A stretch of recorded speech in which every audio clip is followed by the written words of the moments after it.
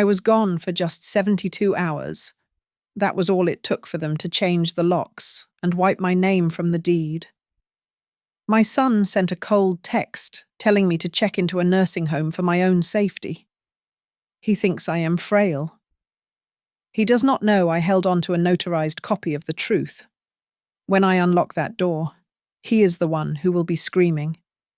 My name is Marianne Caldwell. I am 58 years old. I have lived in the same Riverside Craftsman house in Greyhaven, Virginia, since before my husband died. People tell me I am tough. They say a widow who manages internal audits for Northbridge Compliance Solutions has to be made of steel. They are wrong. My spine is steel, but my heart has always been soft putty in the hands of my son. That was my mistake. I packed my bag for the weekend. It was not a luxury vacation. It was a court-mandated style wellness retreat that my son Evan and his wife Brooke insisted I needed. They called it a gift. You seem tired. Mom, Evan had told me, eyes shifting away. Just take 3 days. Let us pamper you. I drove toward the facility on the outskirts of town. The wipers slapped against the windshield. Rain in Virginia always felt heavy, like a wet wool blanket. My mind drifted back to the kitchen table 2 nights ago. Brooke had slid a stack of documents toward me while I was rinsing a coffee mug. Just sign here, she had said, her manicured finger tapping the paper. It is for the insurance update. Since you are going to the center, we need to authorize temporary oversight just in case of an emergency. I should have read them. I have spent 30 years hunting for discrepancies in ledgers at Northbridge. I can spot a missing decimal point from across a room. I know the smell of buried data, but I did not read them. I saw Brooke's smile and Evan's tired eyes, and I signed. I wanted to be the mother who helped, not the mother who questioned. The wellness center smelled of lavender and industrial bleach. It was quiet. The air was too still. I stood at the reception desk while a young woman typed on her keyboard. She held a phone to her ear, her posture stiff. Yes, Mrs. Caldwell, the receptionist said. She paused. No, the older Mrs. Caldwell is checking in now. We will send the updates to the Guardian address on file. Yes, Brooke Caldwell, Guardian. The word hit me like a physical blow. I am a 58-year-old woman with a full-time job and a perfect credit score. I manage compliance for a major firm. I do not need a guardian. I gripped the strap of my bag until my knuckles turned white. Excuse me, I said. The receptionist hung up and smiled a plastic smile. Welcome, Marianne. We have a strict no-phone policy in the common areas, but you can keep yours in your room. I went to my room. It was small and white. My phone buzzed in my hand. It was Evan. Just relax. Mom, we are taking care of everything at the house. Do not worry about a thing. The text felt scripted. It lacked his usual chaotic punctuation. I sat on the edge of the stiff mattress. Something was wrong. The air in the room felt thin. I decided to go to the vending machine down the hall to get a bottle of water, just to move my legs. I needed to see something normal. I swiped my debit card. The machine beeped, declined. I tried again. Declined. I pulled out my phone and opened my banking app.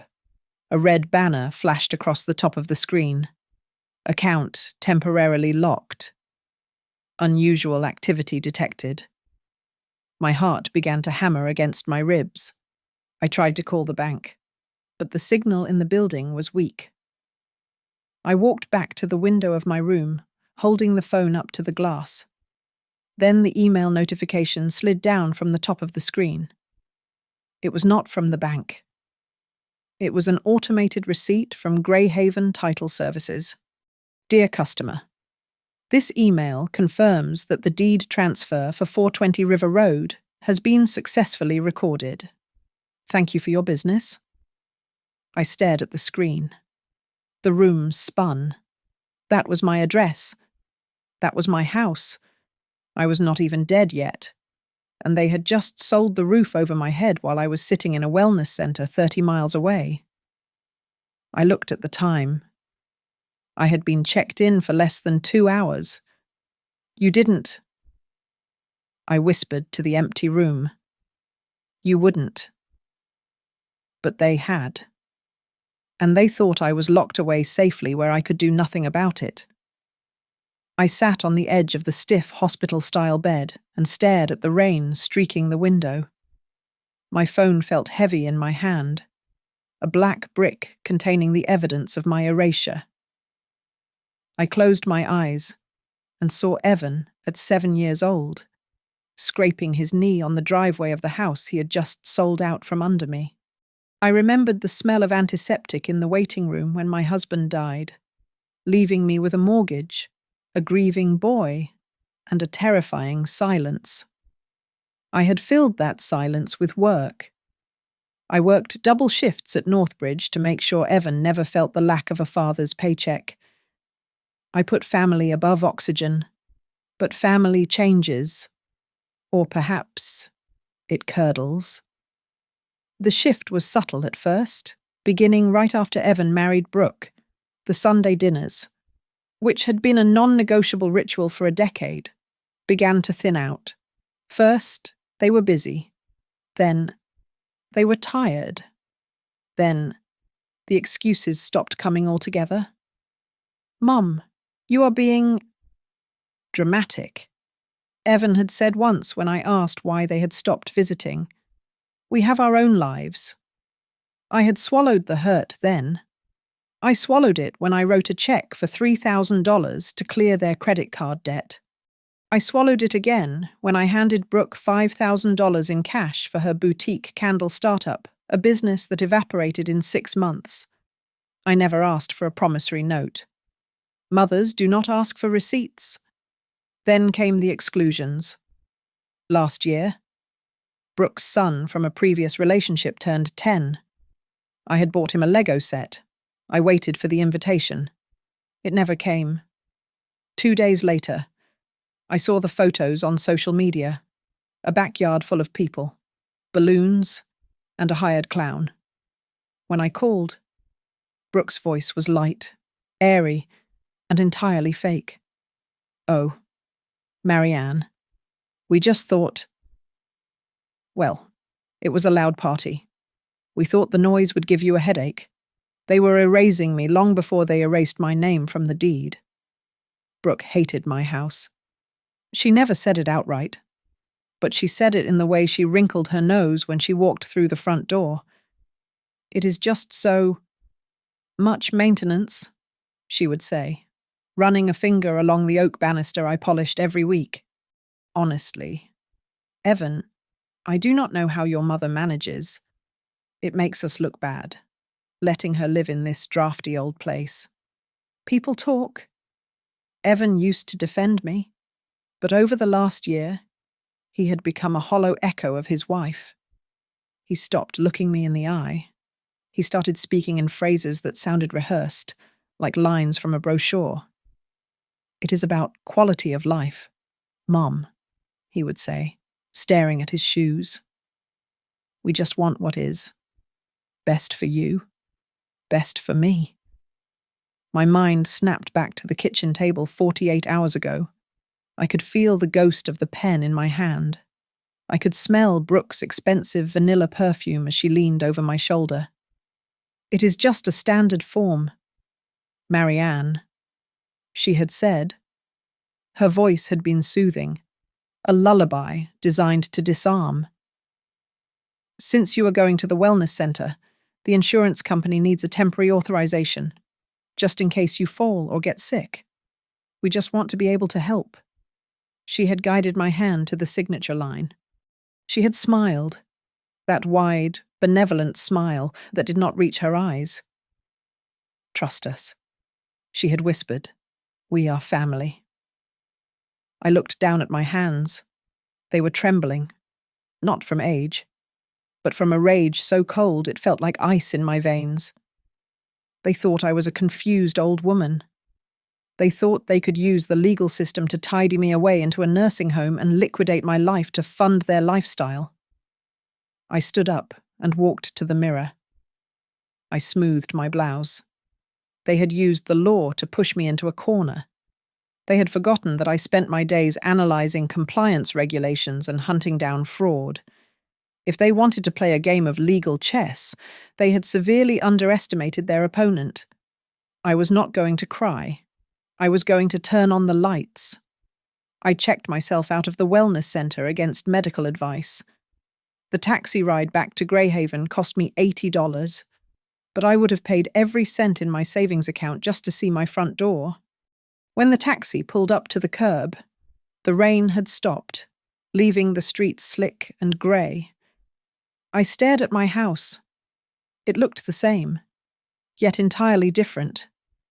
The old, familiar brass handle on the front door was gone, replaced by a sleek, digital keypad lock that glowed with an aggressive blue light.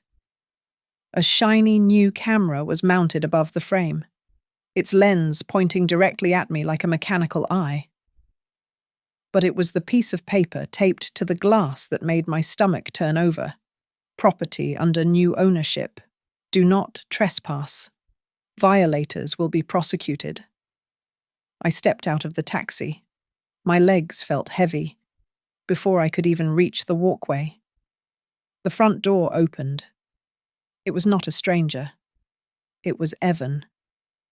He stood in the doorway of the home I had raised him in, blocking the entrance with his body. He did not look at me with guilt. He looked annoyed, like I was a scheduling error he had to correct. "Mom," he said, his voice flat. "You are supposed to be at the center. We paid for 3 days. This is my house." "Evan?" I said. My voice was steady, terrifyingly so. "Why is there a new lock?" He crossed his arms. "It is not your house anymore. We closed yesterday. The wire transfer cleared this morning." He sighed, a sound of exaggerated patience. "Look, don't make this hard. We already put the deposit down on the nursing home. It is a nice room. View of the garden." I looked at him, really looked at him. I did not scream. I did not cry. I realized in that moment that screaming is for people who think they can be heard. Evan was deaf to me. I turned around, got back into the waiting taxi, and gave the driver a new address. "Take me to the law offices of Vanessa Hargrove on Main Street." Vanessa had been my lawyer for 20 years. She was a shark in a silk blouse, a woman who specialized in civil litigation and property disputes. When I walked into her office, I did not waste time with pleasantries. I opened my bag and laid out my life on her mahogany desk. My original deed. My property tax receipts from last year. The contract for the roof repair I had paid for 6 months ago. "They say I sold it." I said, "I need you to tell me how." Vanessa pulled up the digital records from the county clerk's database. Her face was grim as she scanned the document labeled Deed of Transfer. She zoomed in on the signature at the bottom. "Marianne," she said, looking up at me over her glasses. "Look at the tail of the C in your last name. It trails off. It is shaky." I leaned in. She was right. It looked like the signature of a drunk woman. "When did you sign the power of attorney?" Vanessa asked. "The date here says the 14th. I froze. "The 14th? That was Tuesday," I said slowly. "I had emergency dental surgery that morning. A root canal. The dentist gave me a prescription painkiller. I took 2 before I even got home." Vanessa's eyes narrowed. So when Brooke gave you the papers to sign, I was high on oxycodone. I said. I could barely hold the pen. She told me it was for insurance. Vanessa picked up the phone and dialed a number. I am calling for a favor at the clerk's office. I need the notary log for this transaction. She paused, listening, then scribbled a name on her notepad. Her expression darkened. Of course. It is Martin Sowerby. He has 3 complaints against him for notarizing without the signer present, but he still has his stamp. She hung up and turned the computer screen toward me. But here is the part that worries me. Marianne? Vanessa said. Evan told you he sold the house to a nice family, or that he needed the money. He said the new owners took possession. I replied. The buyer listed on the deed is not a person, Vanessa said, tapping the screen. It is an entity called Riverfront Asset Holdings, LLC. It was incorporated in Delaware exactly 5 days ago. The mailing address is a post office box in a strip mall 3 towns over. I felt a chill go down my spine that had nothing to do with the air conditioning. This was not just Evan being greedy or Brooke being manipulative. An LLC meant layers. It meant tax shelters. It meant a quick flip. They are not just selling my house, I whispered. They are laundering the asset. This is a script, Vanessa said, leaning back. Someone gave them a playbook. This isn't a family dispute anymore. Marianne, this is a criminal enterprise. I stared at the name of the shell company on the screen. My son was not smart enough to build a shell company in Delaware. He was a puppet. I needed to find out who was pulling the strings, and then I was going to cut them. The facility Evan had chosen was called Shady Pines Assisted Living, a name that promised tranquility but delivered the smell of boiled cabbage and industrial-strength pine cleaner. The hallway walls were painted a depressing shade of beige that I assumed was meant to be calming, but felt like the color of despair. I sat in a plastic chair in the administrative office while Brooke performed her role for the admissions director. She has been so confused lately, Brooke said, her voice trembling with manufactured concern. She reached out and patted my hand, her nails digging slightly into my skin. We just want to make sure she is safe. She wandered off twice last month. I had never wandered off in my life. I looked at the admissions director, a tired woman named Mrs. Gable. I wanted to correct the lie, but I remembered Vanessa's advice. Play the part, gather the paper. So I slumped a little in my chair and stared at the floor. When we got to the room, a cramped box with a single window overlooking a brick wall, Evan finally dropped the act. He closed the door and leaned against it, crossing his arms. Stop looking at me like that, Mom, he said. You signed the papers. The house is sold. It is done. You have nothing left to cling to out there. He stuttered. He always stuttered when he was lying to himself. I just feel so lost, I said, making my voice thin and reedy. I hated hearing myself sound so weak, but I needed them to lower their guard. Can I just see the sale contract? Just for my peace of mind, I want to know who is living in my home. Brooke let out a short, sharp laugh. She dug into her oversized designer tote bag and pulled out a stapled packet. Here, she said, tossing it onto the narrow bed. Read it if you want. It is just standard legal jargon. Not that you will remember reading it in an hour. I picked up the document. My eyes scanned the pages with the precision of a compliance officer, not a confused old woman. I found the transfer date immediately. It was dated for the 16th of October. This date, I said softly. This was yesterday. I was at the wellness center yesterday. How could I have signed the closing documents if I was 30 miles away? Brooke waved her hand dismissively. You signed the power of attorney? Remember, that lets us sign for you. God. Marianne, you really are losing it. This is exactly why you cannot live alone. You are a danger to yourself. And the money I asked, looking at Evan. The house was paid off. That is $450,000 of equity. Where is it? Evan shifted his weight. He looked at the ceiling, then at the floor, anywhere but at me. It is in a trust, he said. To pay for your care here, and to, pay off some debts. Secure the future for the family. For the family, I repeated. Brooke's phone rang. She looked at the screen, and her eyes lit up. I have to take this. It is the movers. She stepped out into the hallway, leaving the door cracked open just an inch. I sat on the bed, watching Evan. He looked miserable. But misery is not innocence. I stood up, moving quietly toward the door.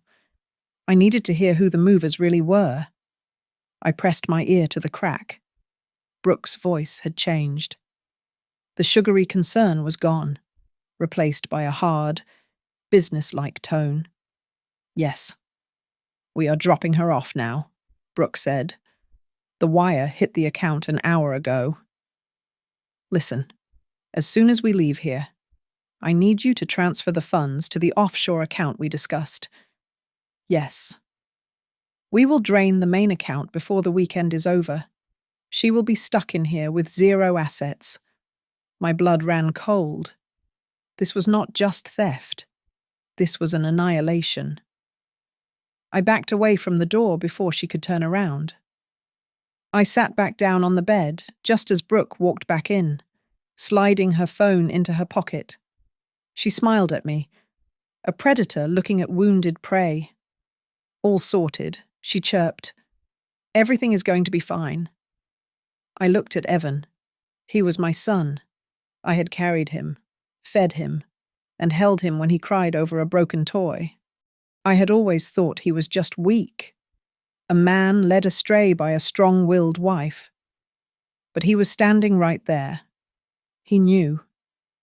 He knew they were stealing every penny I had worked for since his father died. He was not a victim of her manipulation. He was her partner.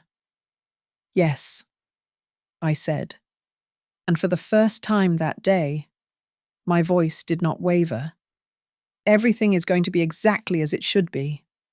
They thought that meant I was surrendering. They did not know I was declaring war.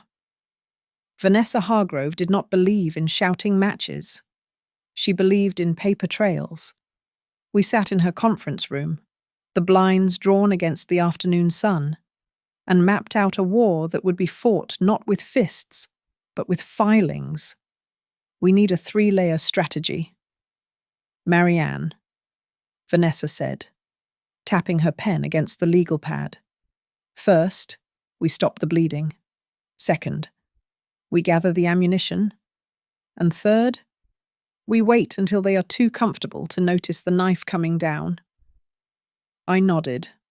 I felt a strange calm settling over me, the kind of focus I used to get when I audited a chaotic ledger at work. I am ready, I said. My first move was defensive. I went to a completely different bank across town, a credit union that had no ties to my previous financial history.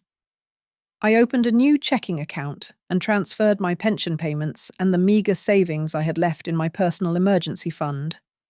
I set up 2-factor authentication on everything email, retirement accounts, even my pharmacy login.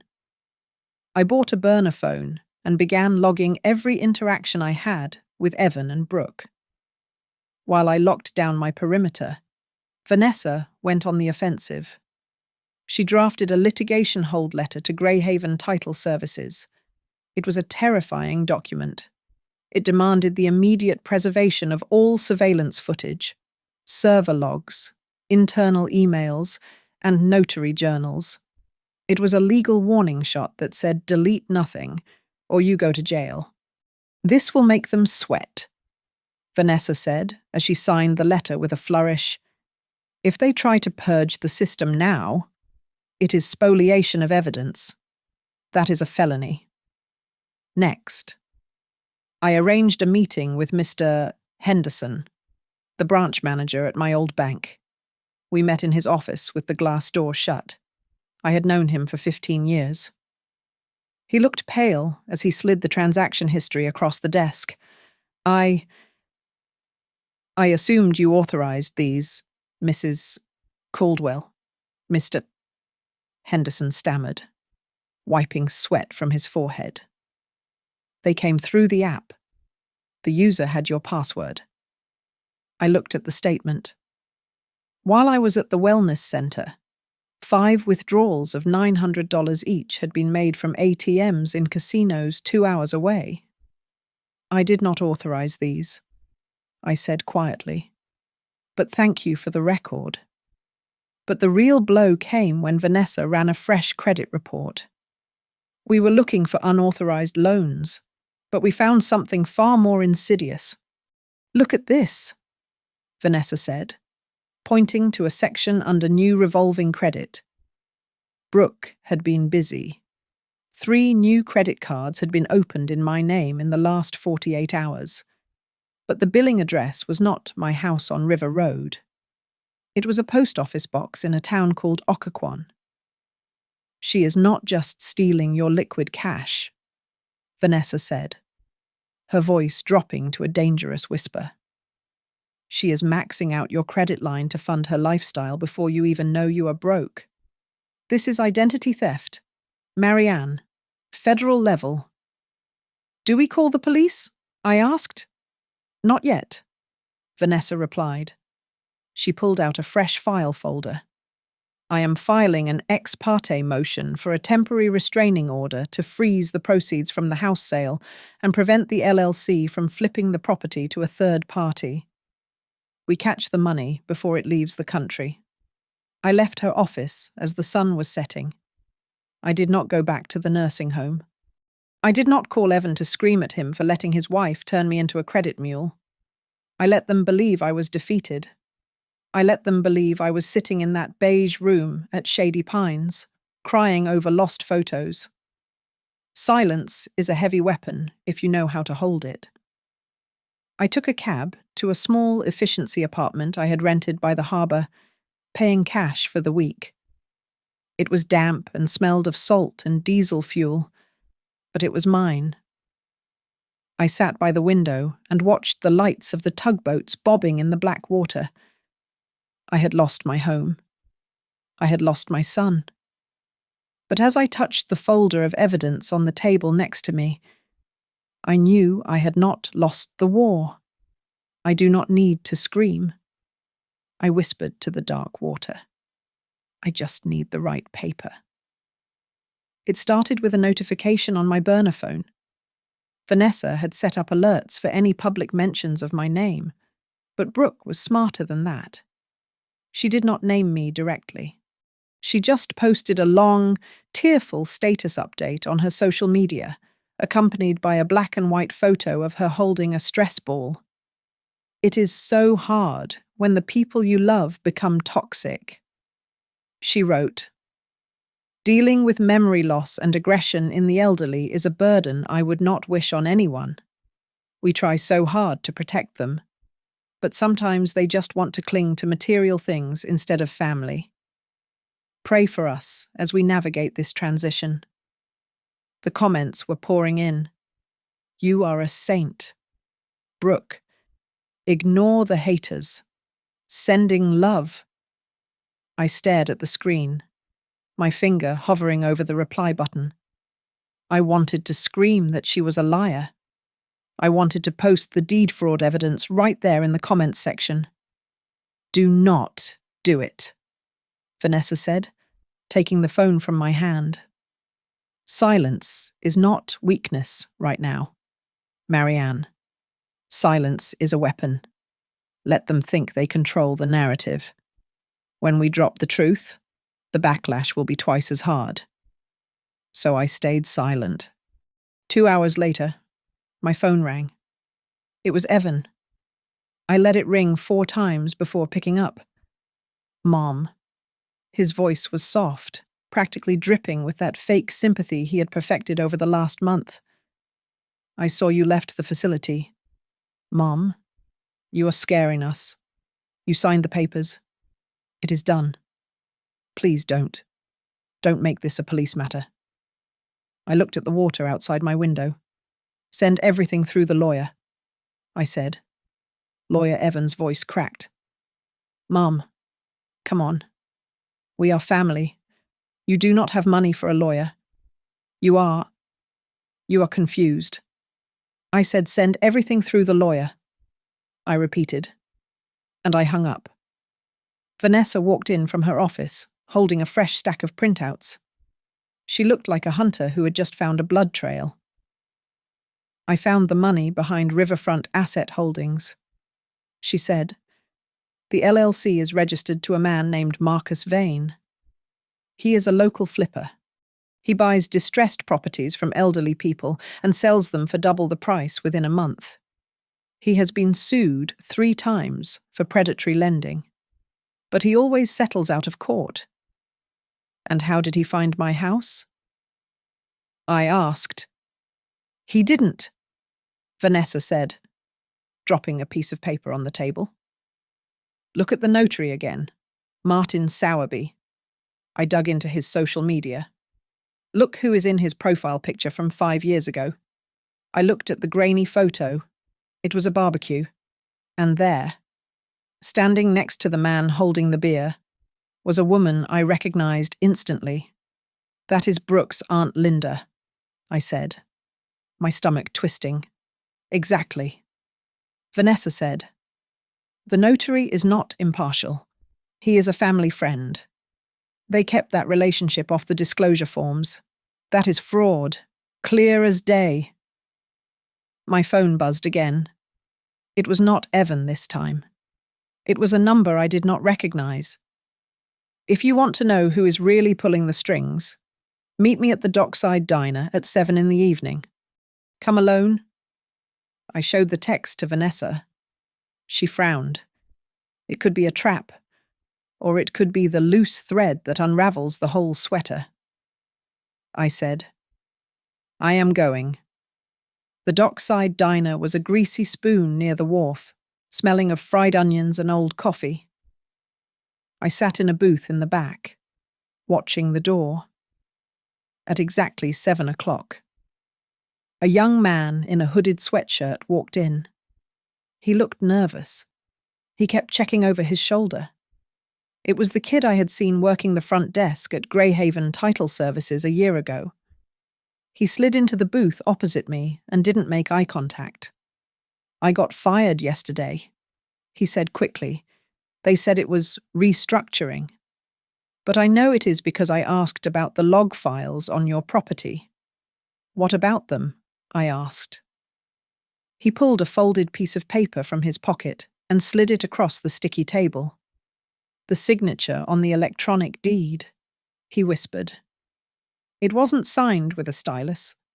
The metadata shows it was a stored asset. Someone scanned your signature from an old document, looks like that roof contract you did last year, and pasted it onto the digital deed. It is a cut-and-paste job. Mrs. Caldwell. High quality. But fake. I felt a surge of vindication so strong it almost made me dizzy. Will you testify to that? I don't know. He stammered. Marcus Vane is a dangerous guy. He is going to be a lot less dangerous when he is in prison, I said. The boy looked at me, his eyes wide with fear. He leaned in closer across the table. You do not understand, he said, his voice barely audible over the clatter of dishes. The house is just the start. I heard Vane talking to your daughter-in-law on the phone. They are not just taking the asset. They filed paperwork this morning for emergency guardianship. I froze. What they are claiming, you are mentally incompetent due to wanderlust and aggression, he said. If the judge signs that order, Mrs. Caldwell, they get control of everything. Your medical decisions, your bank accounts, your travel rights. You become their property. He stood up and pulled his hood over his head. You need to run, he said, or you need to fight harder than you have ever fought in your life. I sat there as he walked out into the night. They did not just want my money, they wanted my life. They wanted to own me. I picked up my phone and dialed Vanessa. File the motion, I said, and get the handwriting expert. We are not just suing for the house anymore. The realization that they were seeking guardianship hit me harder than the sale of the house. The house was just wood and brick. Guardianship was my voice. It was my right to vote, my right to travel, my right to decide what medication I took. If they won, I would legally become a child in the eyes of the state. And Evan, the son, who could not even balance his own checkbook, would hold the pen for the rest of my life. They are trying to kill you civilly, Vanessa said, her voice devoid of its usual warmth. She slapped a folder onto the desk. Once they have guardianship, they can dismiss this lawsuit on your behalf. They can liquidate your retirement accounts to pay for your care. We need to move fast. Vanessa hired Dr. Alistair Thorne, a forensic psychiatrist with a reputation for being terrifyingly thorough. He was not cheap $2,000 for the evaluation, but I paid it from my new account without blinking. We spent 4 hours together. He tested my memory, my logic, and my emotional stability. By the end, he looked exhausted, but I was still sitting upright, hands folded. Mrs. Caldwell, he said, clicking his pen. You are more cogent than half the judges I testified before. Armed with his report, I went to Northbridge Compliance Solutions. I printed out my last 5 years of performance reviews. Exceeds expectations. Highly detail-oriented. Critical asset.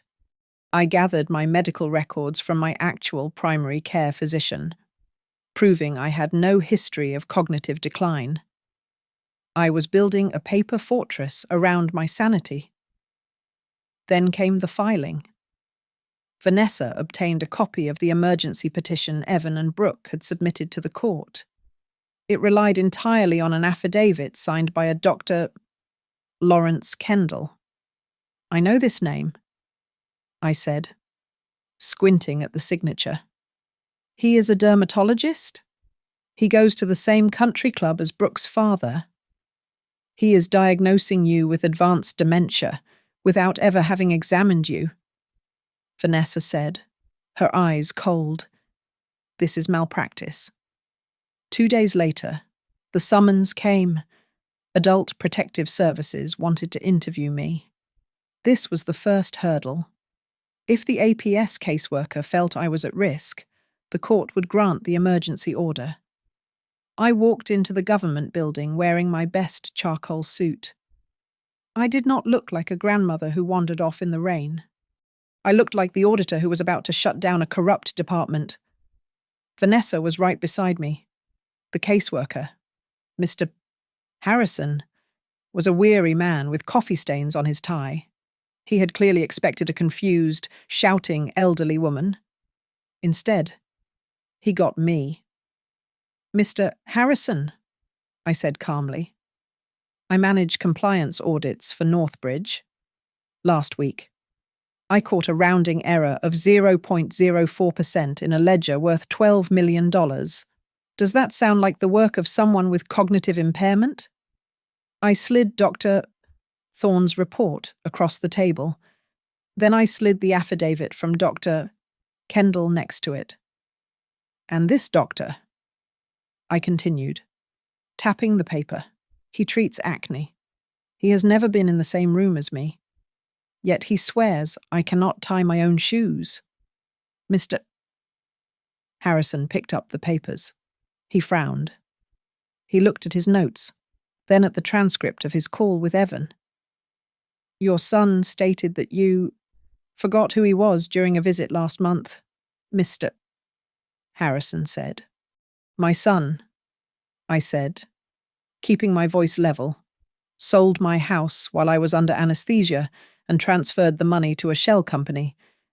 He is not worried about my memory. He is worried about my memory returning. By the time we left, Mr. Harrison was making a phone call, and his tone was not friendly. I knew he was calling Evan. I walked to the parking lot. My hands were shaking, not from fear, but from adrenaline. I pulled out my burner phone. I unblocked Evan's number for exactly 30 seconds. I typed one sentence. Do you want to be the guardian of me, or the guardian of the money I hit send? Then I blocked him again. I got into my rental car and started the engine. Just as I put it in reverse, a figure sprinted across the lot. It was Evan. He looked disheveled. His tie was loose, and he was sweating despite the cool air. He slammed his hand against the driver's side window. Thump. Mom! He screamed, his voice muffled by the glass. Mom! Open the door. You don't understand. They are going to... Mom! I looked at him. I saw the panic in his eyes. It was not the panic of a son losing his mother. It was the panic of a man whose lifeline was being cut. I did not roll down the window. I did not mouth, I love you. I simply put the car in gear and drove away, leaving him standing alone on the asphalt. The subpoenaed server logs from Greyhaven Title Services arrived on a rainy Tuesday morning. They were not just sheets of paper. They were the autopsy report of my son's betrayal. I sat in Vanessa's office while she highlighted lines of data in neon yellow. Look at this. Marianne, Vanessa said, her finger tracing a timestamp. Your digital signature file was accessed 17 times in the 3 days before the closing, and look at the user ID. It wasn't the notary.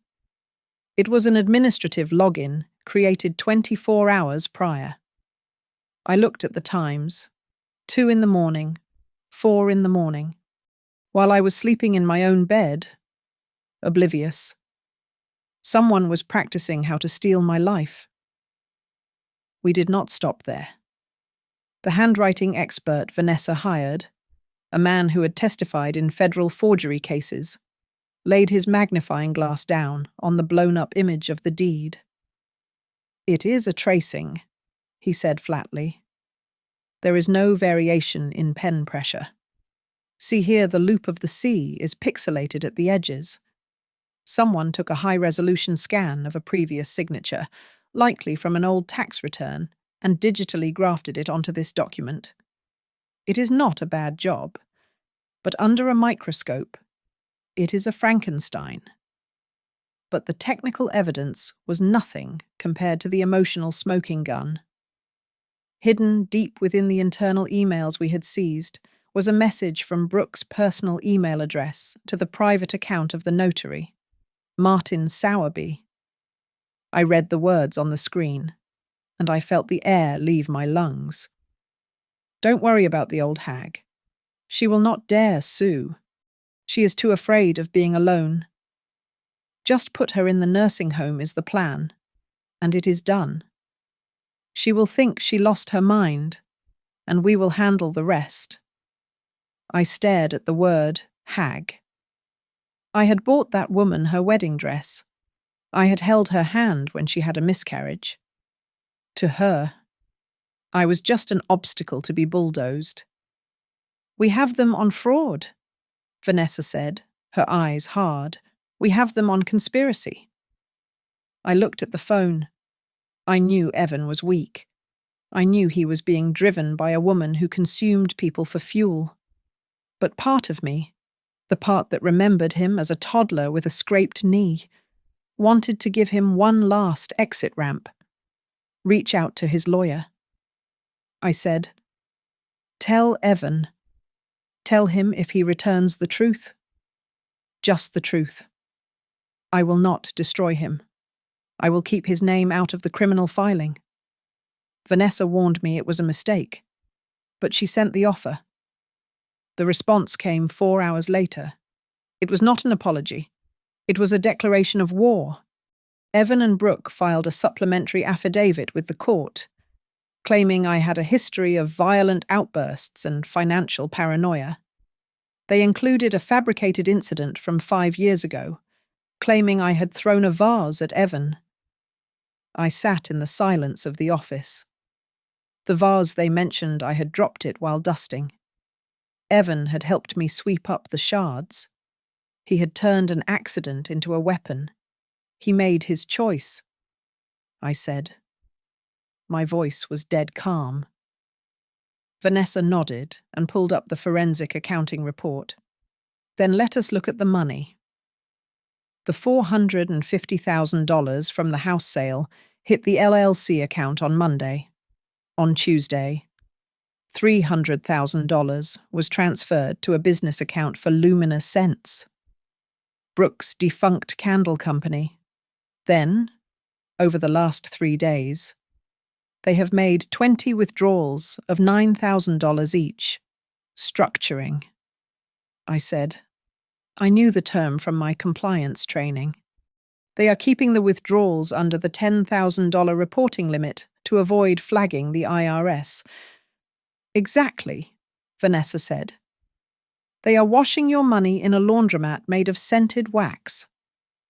Vanessa picked up her phone to call the state's Financial Crimes Division, but I reached out and placed my hand on her arm. Wait, I said. If we call the police now, they will lawyer up. They will blame the notary. They will blame the LLC manager. They will say they were victims of a scam, too. We need more than a paper trail. We need them to say it. Vanessa looked at me, intrigued. What do you have in mind? We need to get them in a room, I said. We need to make them feel safe. And then we need to pull the floor out from under them. Vanessa smiled, a slow, predatory smile that matched the cold fire in my chest. If we drag them to court now, they have room to wiggle, Vanessa said. But if we make them confess, they will be screaming before the judge even bangs the gavel. I looked at the email printout one last time. She won't dare sue. Set the meeting, I said. Let us see who screams first. The invitation Vanessa sent to Evan and Brooke was polite. She called it a mediation session to resolve the property dispute before we went to court. It was the kind of vague, non-threatening language that arrogant people interpret as a white flag. They thought I was coming to beg for a better room at the nursing home. They did not know I was coming to close the audit on their freedom.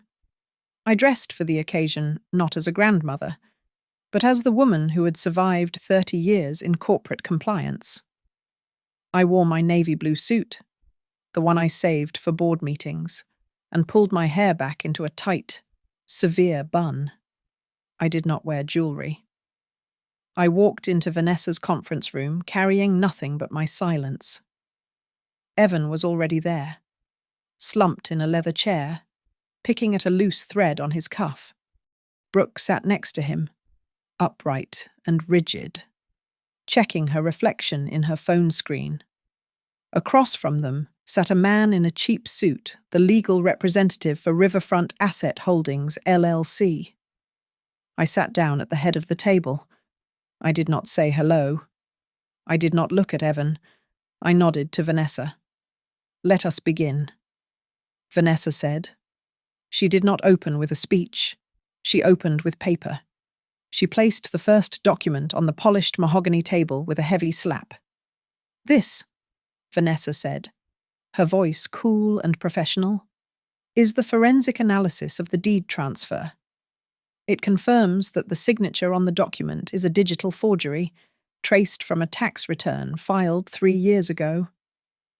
Brooke did not even blink. She let out a bored sigh and rolled her eyes toward the ceiling. "Oh, please." Brooke scoffed. She is confused. She signed it right at the kitchen table. She just doesn't remember because her brain is turning to mush. Vanessa did not argue. She placed the second document on the table. Slap. "This is the server log from Greyhaven Title Services." Vanessa continued. "It shows the signature file was accessed and manipulated at 2 in the morning, 12 hours before Marianne supposedly signed it." The representative from the LLC shifted in his seat. He loosened his tie. Vanessa placed the third document down. It was a printout of an email. Slap. "And this," Vanessa said, sliding the paper toward the LLC representative, "is an email from your client, Marcus Vane, to the notary. Subject line. The paperwork smells, but the money is green." The color drained from the representative's face. He looked at the email, then at Brooke, and then he made a calculation. "Now wait a minute." The man stammered, holding his hands up. My client was assured by Mrs. Caldwell's family that this was a legitimate transfer. We are victims here. If there was fraud at the title company, that is on them. We are not going down for this." "You shut up," Brooke snapped at him. She turned to me, her face twisting into a mask of ugly desperation. "This is ridiculous. You are really going to sue your own son after everything we did for you?" "We are not suing," I said.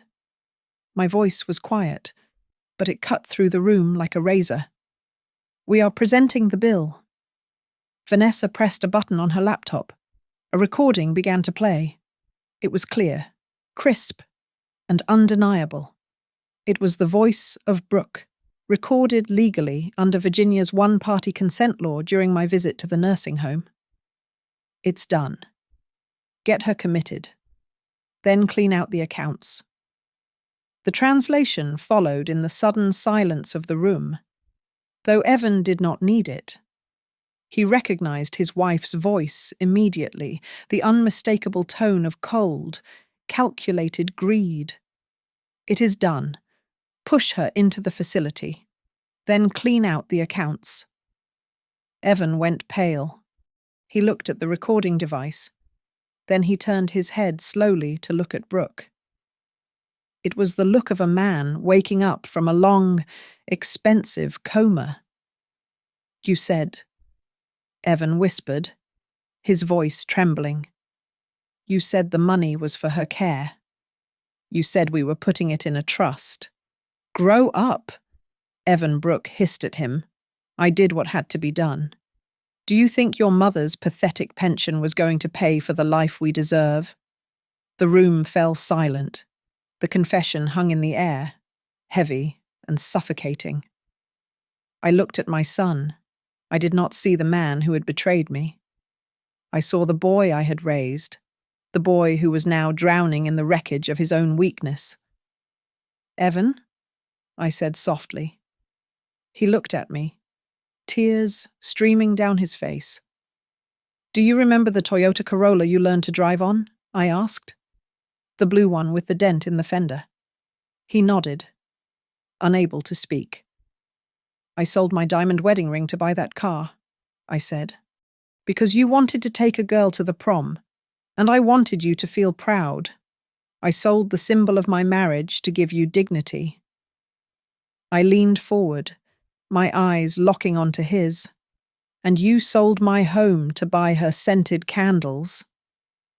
Evan put his head in his hands and let out a sob that sounded like something breaking. Brooke stood up so fast her chair tipped over backward. Her face was red, her composure shattered. "This is entrapment," she screamed, pointing a shaking finger at Vanessa. You tricked us. You cannot use this. I will sue you. I will take everything." Vanessa did not flinch. She simply reached out and pressed the speakerphone button on her desk phone. The line was already open. Detective Miller Vanessa said into the speaker, "Did you get all of that loud and clear?" "Counselor?" A deep voice crackled from the phone. "We are coming up the elevators now." Brooke stopped screaming. She looked at the door, then at me, and for the first time, I saw true terror in her eyes. She opened her mouth, but the only sound that came out was a sharp, strangled gasp. The elevator doors slid open with a soft chime that sounded like a judgment bell. Detective Miller did not kick down the door. He walked in with the quiet, terrifying confidence of a man who has the entire weight of the state of Virginia behind him. He placed a warrant on the table next to Vanessa's evidence pile. It authorized the immediate seizure of the original notary journal and the physical servers at Greyhaven Title Services. Brooke went rigid. She understood what that meant. Electronic logs can be argued, but physical hard drives do not lie. "We are also executing a freeze on all associated accounts," Detective Miller said, his voice flat. "That includes the business accounts for Riverfront Asset Holdings and the personal accounts of Mr. and Mrs. Caldwell." Vanessa did not waste a second. While the officers were taking statements, she was already filing an emergency motion with the civil court. The judge, seeing the overwhelming evidence of fraud and elder abuse, granted the order within the hour. The sale was voided. The asset was frozen. Evan stood up, his legs shaking. He reached out to take my hand, his palms sweaty and desperate. "Mom," he whispered, his eyes pleading. "Mom, please. I didn't know it would go this far. Can we just talk?" Privately, I pulled my hand away. It was not a violent motion, just a final one. "You do not need to ask for forgiveness today," I said, looking him in the eye. "You need to speak the truth." That was when the dam broke. The representative for the LLC, realizing he was about to be the fall guy for a felony conspiracy, decided to save himself. He pulled out his phone and unlocked it, sliding it toward the detective. "I am not going to jail for Marcus Vane," the representative said. "Here are the text messages. Brooke Caldwell contacted us first. She asked if there was a shortcut to bypass the waiting period for the power of attorney. She specifically asked if we had a notary who could be flexible." Brooke gasped. The air left the room. She spun around to look at the lawyer, her face twisted in ugly, raw panic. "You liar," she shrieked. It was Evan. He wanted the money to pay off his gambling debts. Evan froze. He looked at his wife. For 10 years, he had been her doormat. He had let her isolate him from his mother. He had let her spend his paycheck before he earned it.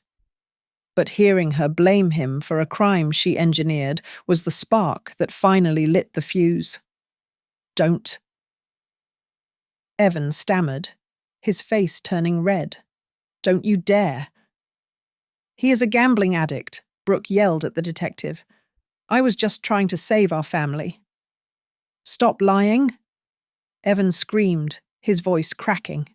It was the first time I had ever heard him raise his voice at her. "Stop lying." "Brooke, there is no debt. You spent it on clothes. You spent it on cars.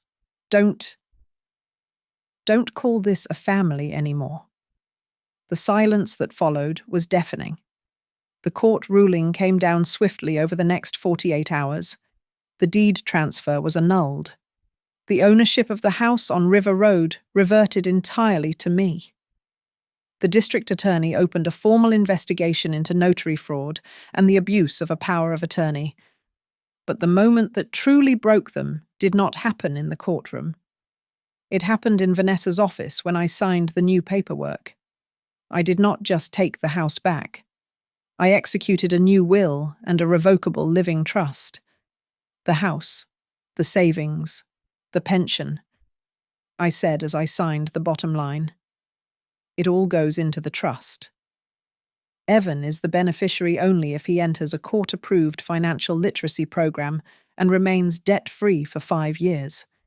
If he contests this, he gets nothing.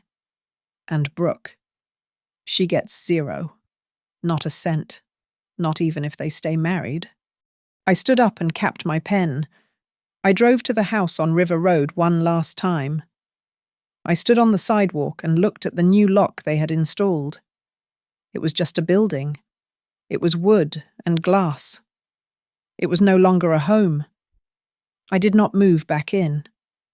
I listed the house for sale the next morning on my terms, with my realtor, for the full market price.